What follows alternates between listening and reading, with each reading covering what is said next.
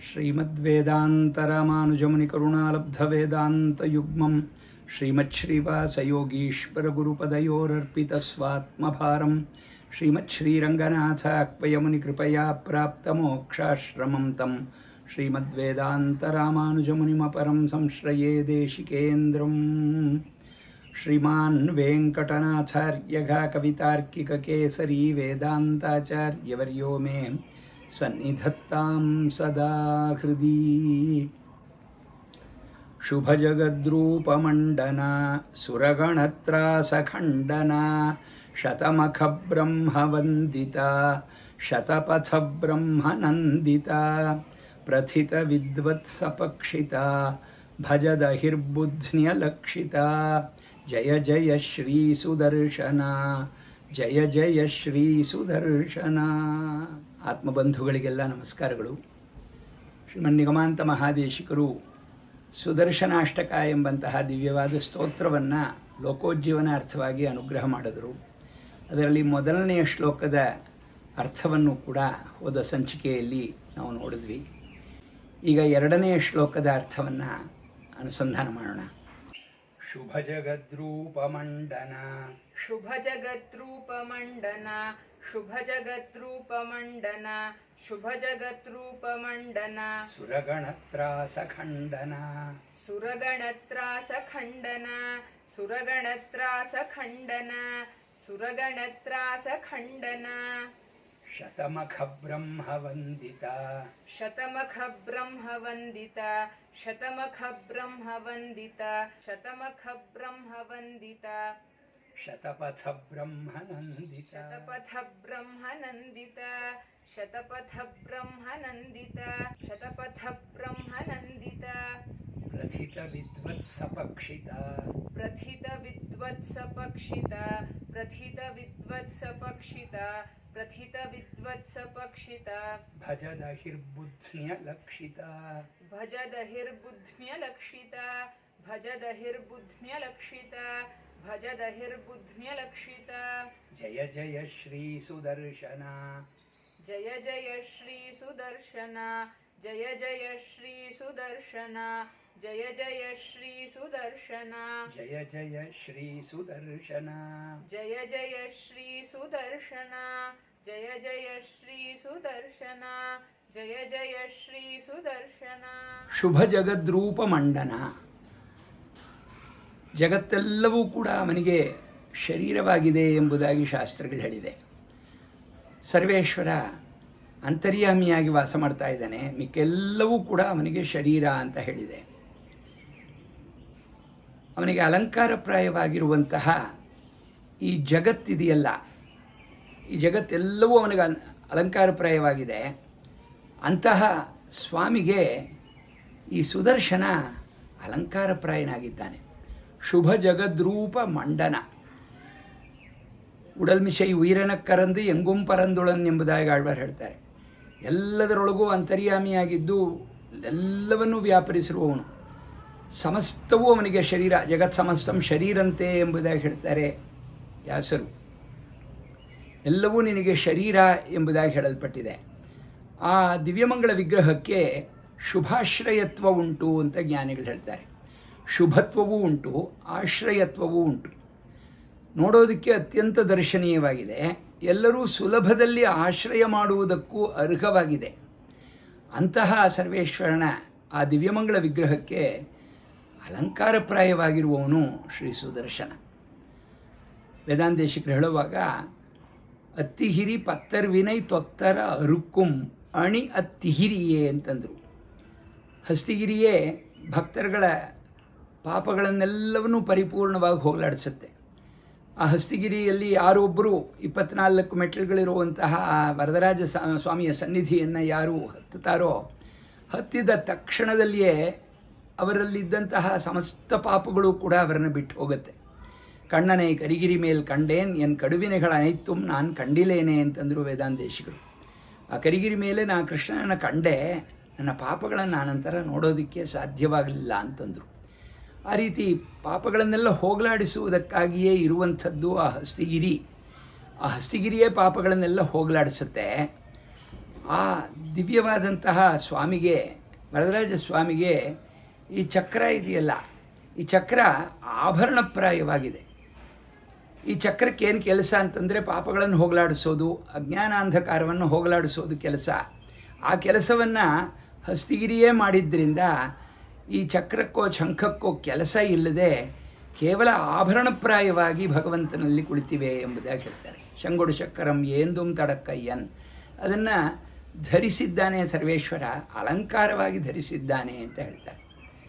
ಆಯುಧವೂ ನಿಜ, ಆಭರಣವೂ ನಿಜ. ಮಂಡನ ಎಂಬುದಾಗಿ ಕೊಂಡಾಡ್ತಾರೆ ವೇದಾಂತೇಶಕರು. ಶುಭ ಜಗದ್ರೂಪ ಮಂಡನ, ಅಖಿಲ ಲೋಕಗಳನ್ನೂ ತನಗೆ ಶರೀರವನ್ನಾಗಿ ಉಳ್ಳಂತಹ ಸ್ವಾಮಿಯ ಬಲಗೈಗೆ ಭೂಷಣಪ್ರಾಯವಾಗಿ ಬೆಳಗುವವನೇ ಎಂಬುದಾಗಿ ಕೊಂಡಾಡ್ತಾರೆ. ಸುರಗಣತ್ರಾಸ ಖಂಡನ, ಸುರಜನತ್ರಾಸ ಖಂಡನ ಅಂತಲೂ ಪಾಠ ಉಂಟು. ಸುರಗಣ ದೇವತೆಗಳ ಒಂದು ಗುಂಪು, ಆ ಗುಂಪುಗಳಿಗೆ ಏನಾದರೂ ಒಂದು ಚಿಕ್ಕ ತೊಂದರೆ ಅಸುರಗಳಿಂದ ಉಂಟಾಗಿದ್ದಾದರೆ ಆ ತೊಂದರೆಗಳನ್ನೆಲ್ಲ ನಿವಾರಿಸುವವನು ಈ ಸುದರ್ಶನ. ದೇವತೆಗಳಿಗೆ ಯಾವಾಗ ಕಷ್ಟ ಬಂದರೂ ಸರ್ವೇಶ್ವರ ಮುಂದಾಳುವಾಗಿ ನಿಂತು ಅವರುಗಳ ಕಷ್ಟವನ್ನೆಲ್ಲ ಹೋಗಲಾಡಿಸ್ತಾ ಇದ್ದ ಅನ್ನೋದನ್ನು ಅನೇಕ ವೃತ್ತಾಂತಗಳಲ್ಲಿ ನಾವು ಕಾಣಬಹುದಾಗಿದೆ. ಆಂಡಾಳ್ ತಿರುಪಾವೆಯಲ್ಲಿ ಹೇಳುವಾಗ 33 ಅಮರರ್ಕು ಮುನ್ ಶೆನ್ರು ಕಪ್ಪಂ ತವಿರ್ಕುಂ ಕಲಿ ಎಂಬುದಾಗಿ ಸಂಬೋಧನೆ ಮಾಡ್ತಾಳೆ ಭಗವಂತನನ್ನು. 33 ಕೋಟಿ ದೇವತೆಗಳಿಗೆ ಒಂದು ಕಂಪನ, ಒಂದು ನಡುಕ ಅನ್ನೋದು ಉಂಟಾಗುವಾಗ ಆ ಉಂಟಾಗೋದಕ್ಕೆ ಮುಂಚಿತವಾಗಿಯೇ ಹೋಗಿ ಆ ಕಷ್ಟವನ್ನೆಲ್ಲ ನಿವಾರಣೆ ಮಾಡುವವನು ಸ್ವಾಮಿ ಎಂಬುದಾಗಿ ಕೊಂಡಾಡಿದ್ದಾರೆ. ಆ ರೀತಿ ದೇವತೆಗಳಿಗೆ ಕಷ್ಟ ಉಂಟಾದಾಗ ಕಷ್ಟವನ್ನೆಲ್ಲ ಪರಿಹಾರ ಮಾಡುವವನು ಶ್ರೀ ಸುದರ್ಶನ. ಅಂದರೆ ಭಗವಂತನ ಸಂಕಲ್ಪ ಶಕ್ತಿ ಎಲ್ಲ ಪಾಪಗಳಿಂದಲೂ ಅವರುಗಳನ್ನು ದೂರ ಮಾಡುತ್ತೆ, ಎಲ್ಲ ವಿರೋಧಿಗಳಿಂದಲೂ ಅವರುಗಳನ್ನು ರಕ್ಷಣೆ ಮಾಡುತ್ತೆ. ದೇವತೆಗಳು ಯಾರು ಅಂತಂದರೆ ಒಳ್ಳೆಯದರಲ್ಲಿ ಆಸಕ್ತಿ ಉಳ್ಳವರುಗಳು. ದೇವತಾ ಸ್ವರೂಪಿಗಳು ಯಾರು ಅಂತಂದಾಗ ಭಗವಂತನ ಆಜ್ಞೆಗಳನ್ನು ಅವನ ಮುಖೋಲ್ಲಾಸಕ್ಕಾಗಿ ತೃಪ್ತಿಯಾಗಿ ಮಾಡುವಂಥವರುಗಳು ಯಾರೋ ಅವರು ದೇವತಾ ಸ್ವರೂಪಿಗಳು. ಭಗವಂತ ಶಾಸ್ತ್ರಗಳಲ್ಲಿ ವರ್ಣಧರ್ಮ, ಆಶ್ರಮಧರ್ಮ ಇಂಥದ್ದು ಅಂತ ನಿಯಮನ ಮಾಡಿದ್ದಾನೆ. ಆ ನಿಯಮಗಳನ್ನೆಲ್ಲ ಸರಿಯಾದ ರೀತಿಯಲ್ಲಿ ಪಾಲಿಸಿ ಆಯಾ ವರ್ಣಕ್ಕೆ, ಆಯಾ ಆಶ್ರಮಕ್ಕೆ ಉಚಿತವಾದ ಕೈಂಕರ್ಯಗಳನ್ನು ಭಗವಂತನ ಪ್ರೀತಿಗಾಗಿ, ಭಗವಂತನ ಮುಖೋಲ್ಲಾಸಕ್ಕಾಗಿ ಅಂತ ಮಾಡುವವರಿದ್ದಾರಲ್ಲ ಅವರುಗಳು ದೇವತಾ ಸ್ವರೂಪಿಗಳು. ವೇದಾಂತೇಶಕರು ಹೇಳ್ತಾರೆ, ಆಣೈ ಮರಾದವರ್ ದೇವರ್ ಅಲ್ಲಾವಳಕ್ಕೂ ಓರ್ ಅಸುರರ್. ಭಗವಂತನ ಆಜ್ಞೆಗಳನ್ನು ಮೀರದೆ ಆಜ್ಞೆಯಂತೆ ನಡೆಯುವವರಿದ್ದಾರಲ್ಲ ಅವರು ದೇವತಾ ಸ್ವರೂಪಿಗಳು. ಶ್ರುತಿ ಸ್ಮೃತಿ ಎರಡೂ ಭಗವಂತನ ಆಜ್ಞೆಗಳು. ಅದನ್ನು ಯಾರು ಉಲ್ಲಂಘನೆ ಮಾಡ್ತಾರೋ ಅವರುಗಳು ತಾನು ಭಗವಂತನಲ್ಲಿ ಪ್ರೇಮ ಉಳ್ಳವನು ಅಂತ ಹೇಳಿಕೊಂಡ್ರೂ ಕೂಡ ಭಗವಂತ ಅದನ್ನು ಅಂಗೀಕರಿಸೋಲ್ಲ. ಭಗವಂತನೇ ಹೇಳ್ತಾನೆ, ಶ್ರುತಿ ಸ್ಮೃತಿರ್ಮಮೈವಾಜ್ಞಾ ಯಸ್ತಾಂ ಉಲ್ಲಂಘ್ಯ ವರ್ತತೆ ಆಜ್ಞಾಚ್ಛೇದಿ ಮಮ ದ್ರೋಹಿ ಮದ್ಭಕ್ತೋಪಿ ನಮೇ ಪ್ರಿಯ. ಆಜ್ಞೆಯನ್ನು ಉಲ್ಲಂಘನೆ ಮಾಡುವವನು ನನಗೆ ದ್ರೋಹವನ್ನು ಬಯಸಿದವನು, ನನಗೆ ದ್ರೋಹವನ್ನೇ ಮಾಡಿದವನವನು, ಆದ್ದರಿಂದ ಅಂಥವನು ನನಗೆ ಪ್ರಿಯನಲ್ಲ ಎಂಬುದಾಗಿ ಭಗವಂತ ಹೇಳ್ತಾನೆ. ಇದನ್ನು ಹೇಳಿ ವೇದಾಂತ ತಿರುಕುಳದ ಆಂಡವನ್ ಚಮತ್ಕಾರವಾಗಿ ಹೇಳೋರು. ಸಂಧ್ಯಾದಿ ಕರ್ಮಗಳು ಕರ್ತವ್ಯ ಅಂತ ಶಾಸ್ತ್ರಗಳಲ್ಲಿ ಹೇಳಿದ್ದಾನೆ. ಅಹರಹ ಸಂಧ್ಯಾಮುಪಾಸೀತ ಅಂತ ಹೇಳಿದ್ದಾನೆ ಶಾಸ್ತ್ರಗಳಲ್ಲಿ. ಅದನ್ನು ಅರಿತು ಬ್ರಾಹ್ಮಣ, ಕ್ಷತ್ರಿಯ, ವೈಶ್ಯ ಈ ವರ್ಣಕ್ಕೆ ಸೇರಿದವರುಗಳು ಸಂಧಿ ಕಾಲಗಳಲ್ಲಿ ಭಗವಂತನನ್ನು ವಿಶೇಷವಾಗಿ ಉಪಾಸನೆ ಮಾಡಬೇಕು. ಹಾಗೆ ಮಾಡಿದ್ದೇ ಆದರೆ ಭಗವಂತನ ಆಜ್ಞೆಯನ್ನು ಪರಿಪಾಲನೆ ಮಾಡಿದಂತೆ ಆಗತ್ತೆ. ಹಾಗೆ ಮಾಡುವವರು ದೇವತಾ ಸ್ವರೂಪಿಗಳು. ಕಾಲದಲ್ಲಿ ಸಂಧ್ಯಾವಂದನ ಮಾಡದೇ ಇರೋವನೇ ರಾಕ್ಷಸ ಎಂಬುದಾಗಿ ಹೇಳೋರು. ಇದನ್ನು ಹೇಳಿಬಿಟ್ಟು ನಮ್ಮನ್ನು ಮಿಕ್ಕವರುಗಳು ರಾಕ್ಷಸ ಅಂತ ನೋಡದೇ ಇರೋದಕ್ಕಾಗಿ ಆದರೂ ಸಂಧ್ಯಾವಂದನವನ್ನು ಕರ್ತವ್ಯ ಅಂತ ಮಾಡಬೇಕು ಅಂತ ಚಮತ್ಕಾರವಾಗಿ ಹೇಳೋರು. ಆಣೈ ಮರಾದವರ್ ದೇವರ್ ಅಲ್ಲಾವಳಕ್ಕೂ ಓರ್ ಅಸುರರ್. ಈ ದೇವತೆಗಳಲ್ಲಿ ಉತ್ತಮವಾದಂತಹ ಗುಣಗಳು ಉಂಟು. ಅವರುಗಳಲ್ಲಿ ಅನೇಕ ವಿಧವಾದಂತಹ ಒಳ್ಳೆಯ ನಡತೆಗಳು ಎಲ್ಲವೂ ಉಂಟು. ಅದನ್ನೆಲ್ಲವನ್ನೂ ಕಂಡು ಭಗವಂತ ಮೆಚ್ಚಿ ಅವರುಗಳಿಗೆ ವಿಶೇಷವಾಗಿ ಅನುಗ್ರಹವನ್ನು ಮಾಡ್ತಾನೆ.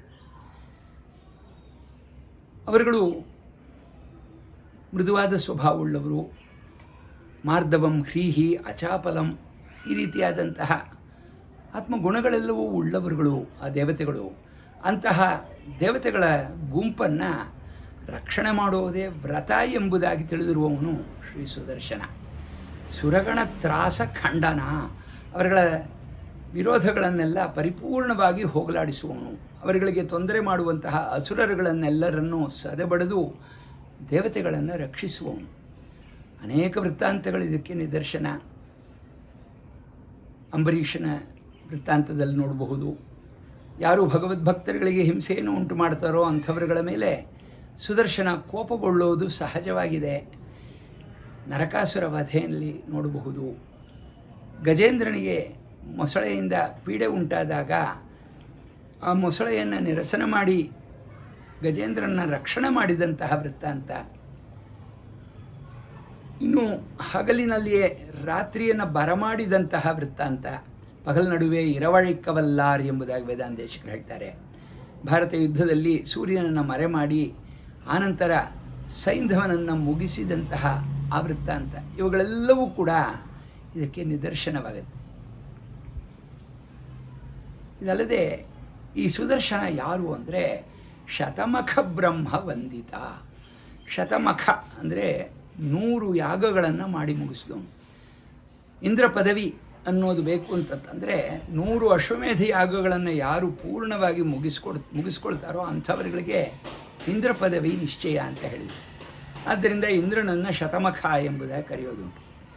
ಬ್ರಹ್ಮ ಎಲ್ಲರನ್ನೂ ಸೃಷ್ಟಿ ಮಾಡುವಂತಹ ಬ್ರಹ್ಮದೇವ. ಆ ಬ್ರಹ್ಮದೇವ ಇಂದ್ರ ಮೊದಲಾದವರುಗಳಿಂದ ಸ್ತೋತ್ರ ಮಾಡಲ್ಪಟ್ಟವನು, ಅವರುಗಳಿಂದ ವಿಶೇಷವಾಗಿ ನಮಸ್ಕರಿಸಲ್ಪಟ್ಟವನು.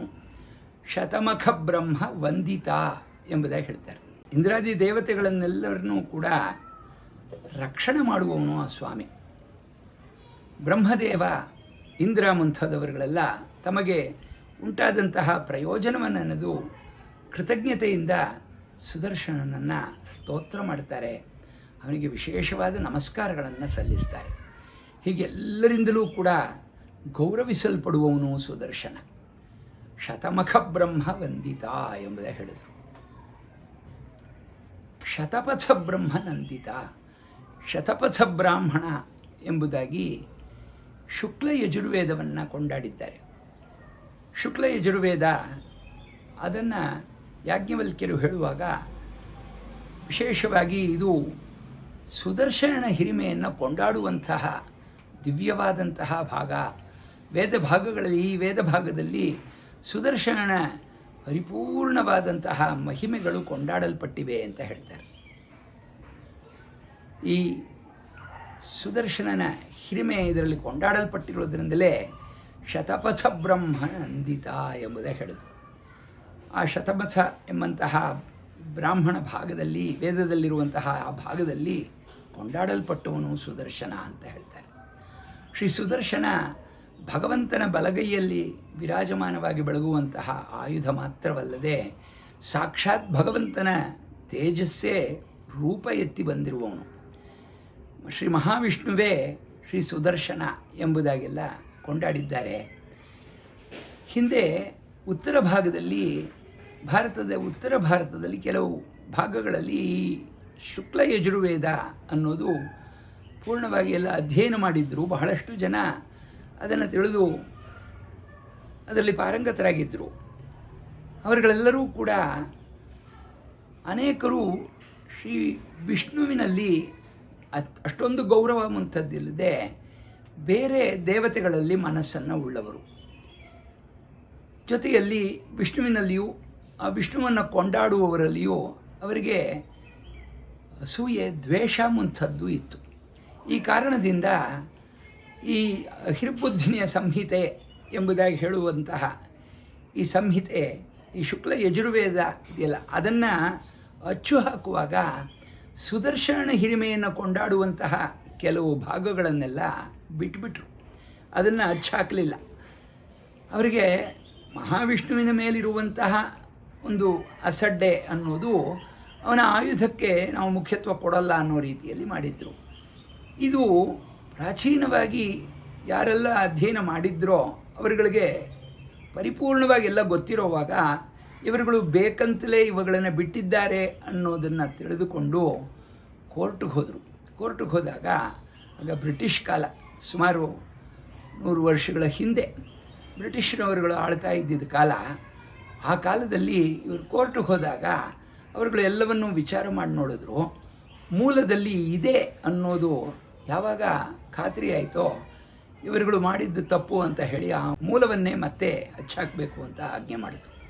ಸುದರ್ಶನನ ಹಿರಿಮೆ ಎಂಥದ್ದು ಅನ್ನೋದನ್ನು ಇವರುಗಳಾಗಿ ಮರೆ ಮಾಡಬೇಕು ಅಂತ ಹೋದರೂ ಅದು ಮರೆ ಆಗೋಲ್ಲ. ಶತಪಥ ಬ್ರಹ್ಮ ನಂದಿತ ಅವನು. ಈ ಶತಪಥ ಎಂಬುದಾಗಿ ಹೇಳಲ್ಪಡುವಂತಹ ಶುಕ್ಲಯಜುರ್ವೇದದ ಮಂತ್ರಗಳಿಂದ ಕೊಂಡಾಡಲ್ಪಟ್ಟವನು ಎಂಬುದಾಗಿ ಹೇಳ್ತಾರೆ. ಪ್ರಥಿತ ವಿದ್ವತ್ ಸಪಕ್ಷಿತ. ವಿಶೇಷವಾದಂತಹ ವಿದ್ವಜ್ಜನರುಗಳು ಯಾರುಂಟೋ ಅವರುಗಳು ನಮಗೆ ಅನುಕೂಲನಾದವನು, ನಮಗೆ ವಿಶೇಷವಾದಂತಹ ಅನುಗ್ರಹವನ್ನು ಮಾಡುವವನು ಅಂತ ಕೊಂಡಾಡುವಂತಹ ಸುದರ್ಶನ. ಸುದರ್ಶನ ಯಾರು ಅಂತಂದರೆ ವಿದ್ವಜ್ಜನರುಗಳಿಂದ ಎಲ್ಲರಿಂದಲೂ ಕೂಡ ಇವರನ್ನು ನಮ್ಮವನು ಎಂಬುದಾಗಿ ಎಲ್ಲರೂ ಕೊಂಡಾಡುವಂತೆ ಇರುವವನು. ಅದೇ ರೀತಿಯಲ್ಲಿಯೇ ಸಾಧು ಸಜ್ಜನರುಗಳನ್ನು ಚತುರ್ವಿಧ ಮಮಜನಾಹ ಎಂಬುದಾಗಿ ಭಗವಂತ ಯಾವ ರೀತಿ ಹೇಳ್ತಾನೋ ಸುದರ್ಶನನು ಅದೇ ರೀತಿ ನ್ಯಾಯವಾದ ಮಾರ್ಗದಲ್ಲಿರುವವರುಗಳನ್ನು ಅವರುಗಳನ್ನು ತನಗೆ ಸೇರಿದವರು ತನ್ನವರು ಎಂಬುದಾಗಿ ಭಾವನೆ ಮಾಡಿಕೊಳ್ತಾನೆ. ಇಂತಹ ಆ ಸುದರ್ಶನನ ಹಿರಿಮೆಯನ್ನು ಇನ್ನೂ ಹೇಳುವಾಗ ಭಜದ ಅಹಿರ್ಬುದ್ಧಿಯ ಲಕ್ಷಿತ. ಅಹಿರ್ಬುದ್ಧಿಯ ಸಂಹಿತೆಯಲ್ಲಿ ಈ ಸುದರ್ಶನನ ಹಿರಿಮೆಯೇ ಪ್ರಧಾನವಾಗಿದೆ. ಈ ಸುದರ್ಶನನ ಪ್ರಥಮತಃ ಕೊಂಡಾಡಿದ್ಯಾರು ಅಂದರೆ ಅಹಿರ್ಬುದ್ಧಿಯ ಮುನಿ, ಅಹಿರ್ಬುದ್ಧಿಯ ಋಷಿ ಎಂಬುದಾಗಿ ಹೇಳಲ್ಪಡುವಂತಹ ರುದ್ರದೇವ. ಶ್ರೀ ಸಂಹಾರ ಮೂರ್ತಿಯಾಗಿರುವಂತಹ ರುದ್ರದೇವ ಅವನು ವಿಶೇಷವಾಗಿ ಕೊಂಡಾಡಿರುವಂತಹ ಮಂತ್ರಗಳು ಈ ಅಹಿರ್ಬುದ್ಧಿಯ ಸಂಹಿತೆಯಲ್ಲಿ ಕೊಂಡಾಡಲ್ಪಟ್ಟಿದೆ. ಅಹಿರ್ಬುದ್ಧಿಯ ಸಂಹಿತೆ ಎಂಬುದಾಗಿ ಅದಕ್ಕೆ ಹೆಸರನ್ನು ಇಟ್ಟರು. ಆ ಋಷಿಯ ಹೆಸರಿನಲ್ಲಿಯೇ ಈ ಸಂಹಿತೆಯನ್ನು ಹೇಳಿದರು. ಮಂತ್ರದ್ರಷ್ಟಾರರು ಯಾರೋ ಅವರುಗಳನ್ನು ನಾವು ವಿಶೇಷವಾಗಿ ಆಧರಿಸಿ ಅವರನ್ನು ಶಿರಸ್ಸಿನಿಂದಲೇ ನಮಸ್ಕರಿಸಿ ಆನಂತರ ಆ ಮಂತ್ರವನ್ನು ಗ್ರಹಿಸಬೇಕು ಅಂತ ಹೇಳಿದೆ. ಎಲ್ಲದಕ್ಕೂ ಅದು ಉಂಟು. ಋಷಿ, ಛಂದಸ್ಸು, ದೇವತೆ ಇವುಗಳನ್ನು ಕರನ್ಯಾಸಗಳಲ್ಲಿ ಉಪಯೋಗ ಮಾಡ್ತೀವಿ. ವಿಶ್ವಾಮಿತ್ರರೇ ಗಾಯತ್ರಿಯ ಹಿರಿಮೆಯನ್ನು ಲೋಕಕ್ಕೆಲ್ಲ ತೋರಿಸಿಕೊಟ್ಟವರು. ಅದಕ್ಕೆ ಮೊದಲು ವಿಶ್ವಾಮಿತ್ರರಿಗೆ ಮೊದಲು ಗಾಯತ್ರಿ ಮಂತ್ರ ಇರಲಿಲ್ವೇ ಅಂತಂದರೆ ವಸಿಷ್ಠರಿಗೆ ಅದರಲ್ಲಿ ಪರಿಪೂರ್ಣವಾದ ಸಿದ್ಧಿ ಇದ್ದಿದ್ದರಿಂದಲೇ ವಿಶ್ವಾಮಿತ್ರರಿಗೆ ಪ್ರಚೋದನೆ ಉಂಟಾಗಿ ವಿಶ್ವಾಮಿತ್ರರು ಗಾಯತ್ರಿ ಮಂತ್ರವನ್ನು ವಿಶೇಷವಾಗಿ ಜಪಿಸಿ ಅದರ ಫಲದಿಂದ ವಸಿಷ್ಠರ ಬಾಯಲ್ಲಿಯೇ ಬ್ರಹ್ಮರ್ಷಿ ಎಂಬುದಾದ ಪಟ್ಟವನ್ನು ಪಡೆದವರು. ಆದರೆ ಈ ಗಾಯತ್ರಿ ಮಂತ್ರದ ಹಿರಿಮೆ ಎಂಥದ್ದು ಅನ್ನೋದು ಲೋಕಕ್ಕೆಲ್ಲ ತಿಳಿದದ್ದು ವಿಶ್ವಾಮಿತ್ರರು ಈ ರೀತಿ ಮಾಡಿದ ತಪಸ್ಸಿನಿಂದ. ಆದ್ದರಿಂದ ಈ ಮಂತ್ರಕ್ಕೆ ವಿಶ್ವಾಮಿತ್ರರೇ ದ್ರಷ್ಟಾರರು. ಋಷಿ ಯಾರು ಅಂತಂದಾಗ ವಿಶ್ವಾಮಿತ್ರ ಸಾವಿತ್ರ್ಯ ಋಷಿ, ವಿಶ್ವಾಮಿತ್ರ ದೇವಿ ಗಾಯತ್ರಿ ಛಂದ ಸವಿತಾ ದೇವತಾ. ಸಮಸ್ತ ಲೋಕಗಳನ್ನು ಸೃಷ್ಟಿ ಮಾಡುವಂತಹ ಸ್ವಾಮಿ ಎಲ್ಲವನ್ನೂ ಕೂಡ ಸೃಷ್ಟಿಸುವಂತಹ ಸ್ವಾಮಿಯೇ ಇದಕ್ಕೆ ದೇವತೆ. ಗಾಯತ್ರಿ ಛಂದಸಾಮಹಂ ಅಂತ ಗೀತೆಯಲ್ಲೂ ಹೇಳ್ಕೊಳ್ತಾನೆ. ಅಂತಹ ಸ್ವಾಮಿ ಅವನ ಒಂದು ಹಿರಿಮೆಯನ್ನು ಪ್ರಥಮತಃ ಕೊಂಡಾಡಿದ್ಯಾರು ಅಂದರೆ ಅಹಿರ್ಬುದ್ಧಿಯ ಋಷಿ. ಆ ಅಹಿರ್ಬುದ್ಧಿಯ ಋಷಿಯಿಂದ ಬಂದಂತಹ ಈ ಮಂತ್ರವನ್ನು ನಾವು ಅವನ ಹಿರಿಮೆಯನ್ನು ಕೊಂಡಾಡುವಾಗ ಅದಕ್ಕೆ ಕಾರಣರಾಗಿರುವಂತಹ ಋಷಿಯನ್ನು ಕೂಡ ನಾವು ಸ್ತೋತ್ರ ಮಾಡಬೇಕಾದದ್ದು ಕರ್ತವ್ಯ. ವೇದಾಂತೇಶಿಕರು ಅದನ್ನು ಅಹಿರ್ಬುದ್ಧಿಯ ರಕ್ಷಿತ ಎಂಬುದಾಗಿ ಆಗಮಶಾಸ್ತ್ರದಲ್ಲಿ ಅಹಿರ್ಬುದ್ಧಿಯ ಸಂಹಿತೆ, ಪಾಂಚರಾತ್ರ ಆಗಮದಲ್ಲಿ ಅಹಿರ್ಬುದ್ಧಿ ಆ ಋಷಿಯ ಅವರಿಂದ ರಚಿತವಾದಂತಹ ವಿಶೇಷವಾದಂತಹ ಶಾಸ್ತ್ರವನ್ನೆಲ್ಲ ಇಲ್ಲಿ ಕೊಂಡಾಡಿ ಅದರ ಮೂಲಕ ಪ್ರಥಮತಃ ಸುದರ್ಶನ ಹಿರಿಮೆ ಲೋಕಕ್ಕೆ ಗೊತ್ತಾಯಿತು ಅನ್ನೋದನ್ನು ಹೇಳ್ತಾರೆ. ಅಂತಹ ಹಿರಿಮೆ ಪಡೆದಂತಹ ಸುದರ್ಶನನಿಗೆ ಮಂಗಳ ಉಂಟಾಗಲಿ, ಅವನಿಗೆ ಜಯಕಾರ ಇರಲಿ ಎಂಬುದಾಗಿ ಜಯ ಜಯ ಶ್ರೀ ಸುದರ್ಶನ, ಜಯ ಜಯ ಶ್ರೀ ಸುದರ್ಶನ. ಸುದರ್ಶನ ಸುಂದರವಾದಂತಹ ದರ್ಶನ ಅನ್ನೋದಕ್ಕೆ ಕಣ್ಣು ಅಂತ ಹೆಸರು. ಸುಂದರವಾದ ದೃಷ್ಟಿ ಉಳ್ಳವನು, ಕೃಪಾಕಟಾಕ್ಷವನ್ನು ಎಲ್ಲರಲ್ಲಿಯೂ ತೋರುವವನು ಅನ್ನುವಂತಹ ಅರ್ಥವನ್ನು ಇಲ್ಲಿ ನೋಡಬಹುದಾಗಿದೆ. ದರ್ಶನ ಅಂತಂದರೆ ಸಿದ್ಧಾಂತ ಅನ್ನುವ ಅರ್ಥವನ್ನು ವೇದವಾಂಗ್ಮಯ ಯಾವ ಒಂದು ಹಿರಿಮೆಯನ್ನು ಕೊಂಡಾಡುತ್ತೋ ಆ ಉತ್ತಮವಾದಂತಹ ವೇದವಾಂಗ್ಮಯವನ್ನು ನಮಗೆ ಬೆಳಗಿಸುವವನು ಸುದರ್ಶನ, ನಮಗೆ ತಿಳಿಯಪಡಿಸುವವನು ಸುದರ್ಶನ.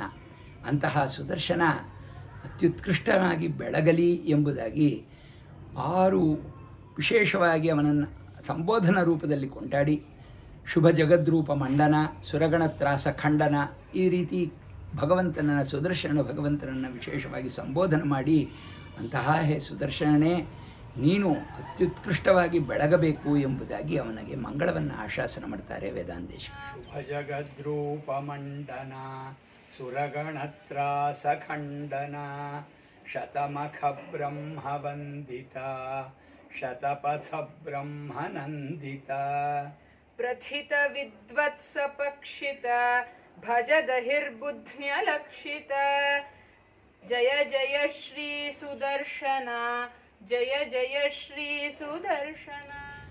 ಎರಡನೇ ಶ್ಲೋಕದಲ್ಲಿ ಶ್ರೀ ಸುದರ್ಶನ ವೇದ ಪ್ರತಿಪಾದ್ಯ ಎಂಬುದನ್ನು ತಿಳಿದುಕೊಂಡ್ವಿ. ಮೇಲೆ ಮೂರನೆಯ ಶ್ಲೋಕದ ಅರ್ಥಾನುಸಂಧಾನ ಮುಂದಿನ ಸಂಚಿಕೆಯಲ್ಲಿ ಬರುತ್ತೆ. ಅದರೊಳಗೆ ಎಲ್ಲರೂ ಕೂಡ ಈ ಸ್ತೋತ್ರಗಳನ್ನು ಚೆನ್ನಾದ ರೀತಿಯಲ್ಲಿ ಮನನ ಮಾಡಿ ಪೂರ್ಣವಾಗಿ ಸುದರ್ಶನ ಅನುಗ್ರಹಕ್ಕೆ ಪಾತ್ರರಾಗಬೇಕು ಅಂತ ಪ್ರಾರ್ಥನೆ ಮಾಡಿಕೊಂಡು ಧನ್ಯವಾದಗಳನ್ನು ತಿಳಿಸುತ್ತಾ ಈ ವಾಚಾ ಕೈಂಕರ್ಯವನ್ನು ಮುಗಿಸ್ತೇನೆ.